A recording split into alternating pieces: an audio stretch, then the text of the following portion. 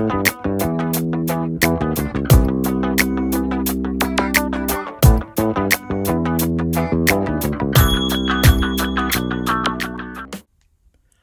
to another episode on the Life Matters Plus One YouTube channel. Thank you to my return viewers and welcome to my new viewers. Here on Life Matters Plus One YouTube channel, we talk about all things in life centered around mental health, trying to do my part and help normalize a highly stigmatized topic.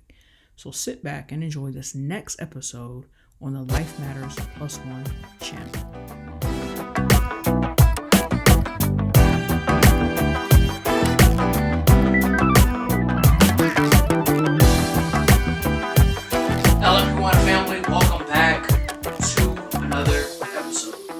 Before I get into the contents of this video, I want to recommend the following book that I read, and it's entitled Boundaries. It's by Dr. Henry Cloud and Dr. John Townsend.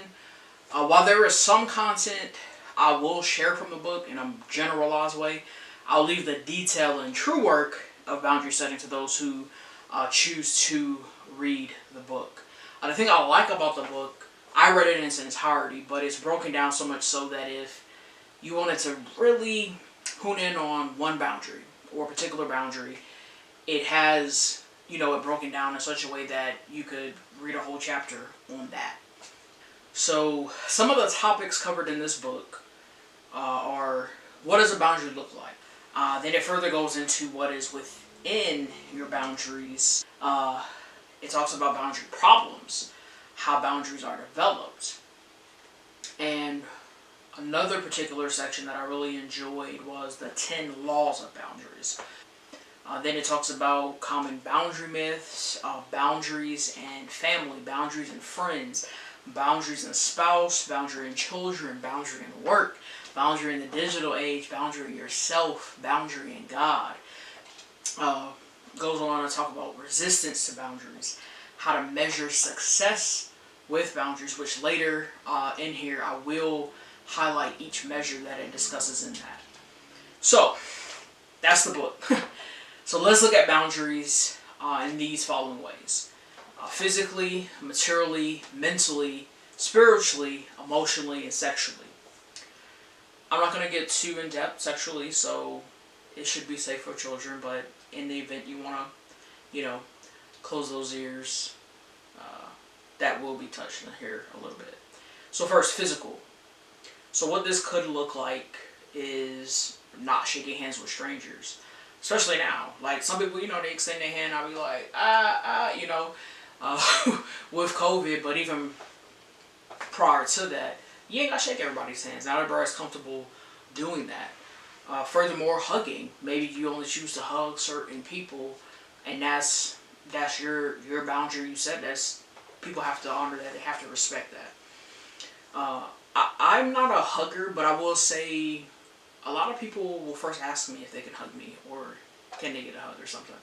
So I do respect that and I appreciate that. And I think that's very important to do, especially if, once you have a relationship with somebody and that's what y'all do, cool. But I mean, just to assume off the bat, boom, I'm gonna hug you, not everybody's feeling that. And those, the culture here on the island in Hawaii, a lot of people do, again, not with COVID, but the culture is to give each other a kiss on the cheek. Not everybody's comfortable with that. So I think that's something that you need to establish first and not just assume that they're okay with it. Needing personal space when sitting next to someone. I'm not a clingy person, touchy person, all that, so I do appreciate my space, even when we're sitting amongst each other. Again, I know things are different with COVID. You should be distanced anyway. So think of this in, prior to or even those that are your family that you're close to.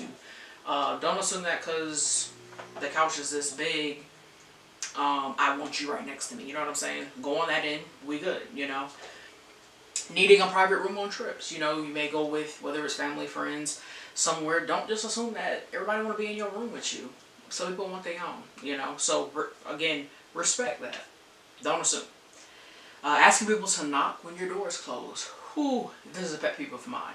Not so much, at home, but at work, before, that was something like, what does a closed door mean? It don't mean just bust in. You know what I'm saying?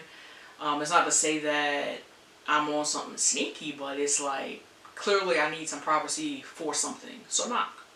Asking your significant other to not go through your phone without your permission. I think this is very fair.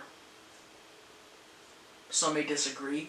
Again, it's not saying, oh, we got secrets or I got stuff to hide. I mean, if you got their code and every now and then they show you, I mean, what's the reason to go through? What you looking for? Because when you find something that you don't want to find, then you have a bigger problem. But more so, it's just a respect thing. It's a boundary thing. Who knows what's in there that they're keeping from you is a bad thing. Maybe I got you a gift. You know what I'm saying? Maybe they come from somebody trying to plan something for you, and now you blowing up the spot because you all up in their phone. Anyway, moving along. Not having a roommate. I mean, hey, if you don't want to live with nobody, you don't want to live with nobody, right? And some of this comes from because a lot of times family or friends put that pressure, maybe to meet their need, but you got to set a boundary for you. So the last one, in physical boundaries, not attending an event because you don't feel safe being around someone there. Not only that, just because of the fact you don't want to go or you don't want to be there. Period.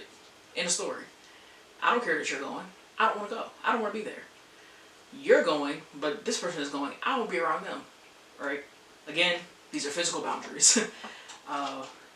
Don't feel bad for setting them. So moving along to material boundary. Not lending money. It's your coin. You work for it. So if you don't want to lend it, you don't want to give it, knowing you ain't going to get it back, that's your business. Oh, not sharing chapstick or other personal hygiene items. Now I don't know who would want to do that. But again, I don't know where your mouth been. I don't know where your body been. So if I don't want to share, I don't want to share. Not spending time with people who are chronically late or don't respect your time. So I would say more so don't respect your time because things happen. People run late. People are late. Now if you chronic on it and that's like the usual and they don't expect nothing different, so now they don't want to fool with you, that's on you. Not allowing people to spend the night at your home. Boo, it's your home. If they want to throw some coins up for the mortgage, the rent, the utilities, we can consider, but it's your home. Not accepting physical gifts. There are people who, you know, you can give me gifts. But if they set that boundary and that's not something they want, that's not a relationship dynamic they want, respect that, honor that. Not letting someone else drive your car. We know what comes with driving a car. It's responsibility. Something happens. And if you're not comfortable, you're not comfortable. Those are all the material boundaries. Moving along to mental boundaries. Not engaging in certain topics of conversation around people who are committed to misunderstanding you.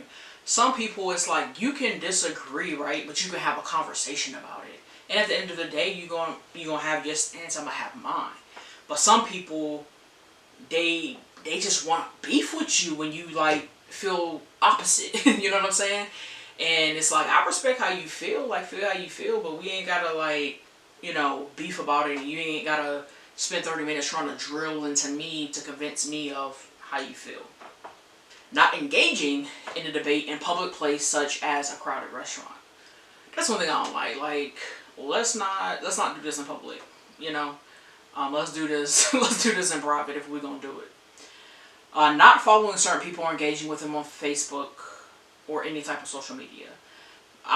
Hey, this is a big boundary right here. Like, if I don't want to follow you, I want to follow you. Period. But some people feel like because they follow you or we have whatever going on with us, we should. Nah, we ain't got to. If I ain't feeling what you blowing my thread up with, then I ain't got to follow you. Not answering personal questions at work. I love this one. You know when you're the new kid on the block, which I was a little over 6 months ago. You know, everybody trying to see what's good with you. Some people are a little more, you know, lenient or laid back. I don't even know the word I'm looking for, but in getting to know you, then some are just like all up in the mix. Like they want your biography from the day you was birthed. Moving along. Spiritual boundaries. Not going to a religious service or place of worship. Not talking about your religious or spiritual beliefs with certain people. Not allowing people to try to convince you to believe what they do. Following your own religious teachings and tradition. and not allowing others to make fun of you if they want to spend time with you. Because why? You gotta go to church. Right. Emotional boundaries. Needing time to cool off after an argument.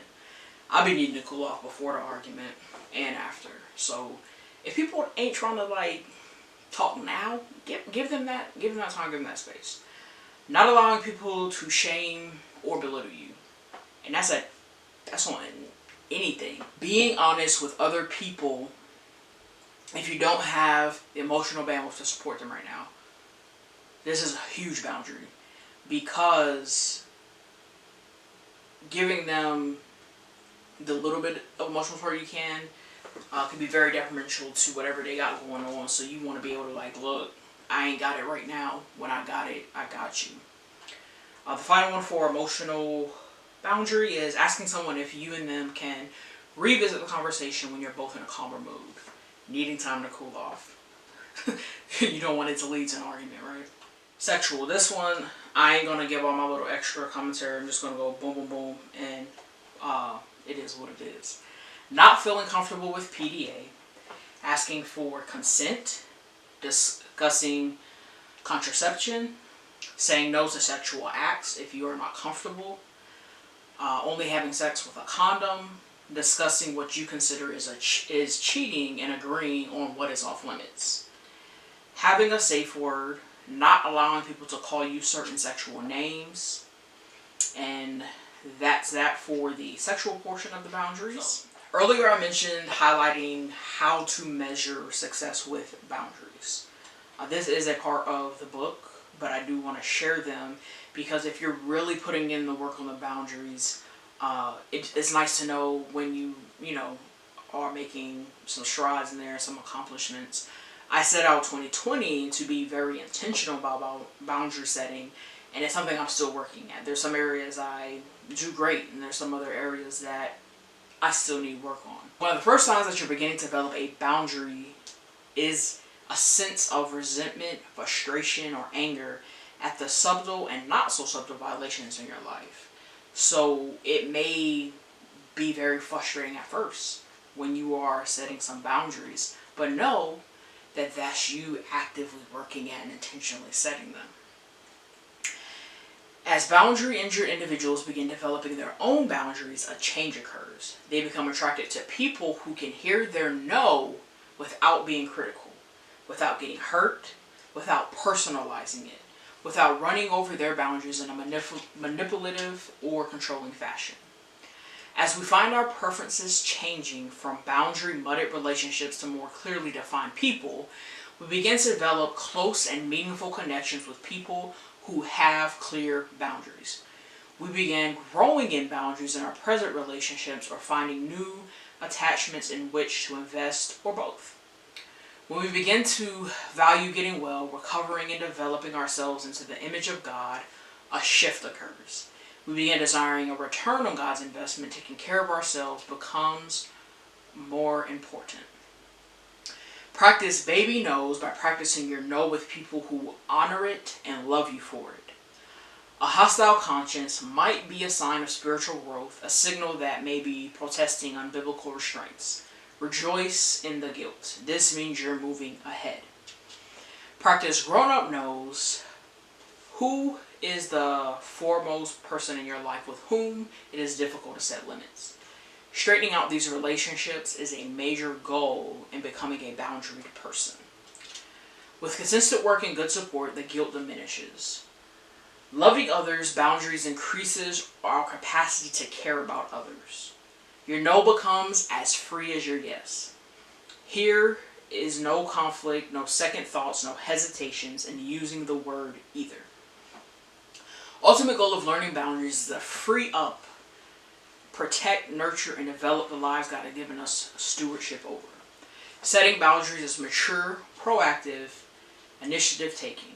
It is being in control of our lives. I know that was a lot, but I hope you found some helpful content there in regards to boundaries, and something that I heard on a podcast I previously listened to. Sometimes you have to say no to some things to be able to say yes